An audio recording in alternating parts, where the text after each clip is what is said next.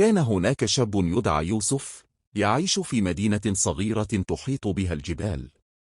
كان يوسف شابا طيب القلب وذكيا، لكنه وقع في مأزق عاطفي.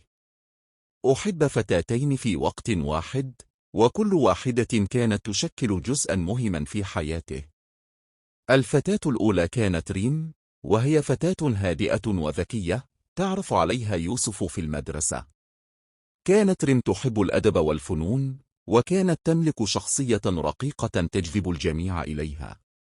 كان يوسف يحب حديثها العميق واهتمامها بكل التفاصيل الصغيرة في الحياة. لقد شعر بأنها تفهمه بشكل غير تقليدي، وكان يجد في تواجدها راحة وهدوءا.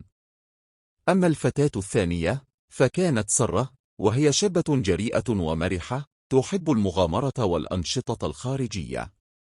كانت سارة تتمتع بشخصية حيوية ومليئة بالطاقة، وكانت تعيش حياتها بلا حدود أو قيود. أحب يوسف روحها المبهجة وحبها للحياة، وكان يشعر معها بالسعادة والاندفاع.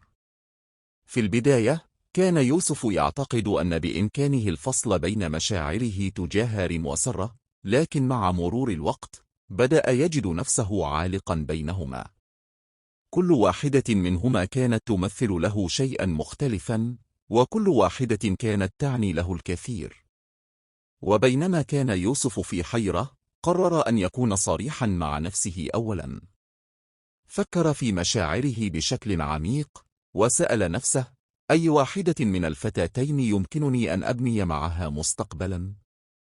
من هي التي تشاركني نفس القيم والتطلعات؟ ثم قرر أن يتحدث مع كل واحدة منهما على حدة. كانت البداية صعبة، لكن مع مرور الوقت أصبح يوسف قادرا على فهم مشاعره بشكل أفضل. اكتشف أنه مع ريم كان يجد الاستقرار والعمق العاطفي الذي يبحث عنه، بينما مع سارة كان يشعر بالتحفيز والمرح. في النهاية قرر يوسف أن يختار ريم، لأنه شعر أن العلاقة معها كانت أكثر توافقا لمستقبله.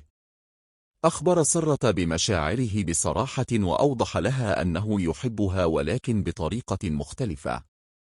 تفهمت سارة موقفه وقررت أن تبقى صديقتين جيدتين. كان يوسف سعيدا بقراره، لأنه تعلم أن الصدق مع نفسه ومع الآخرين هو الأساس في أي علاقة.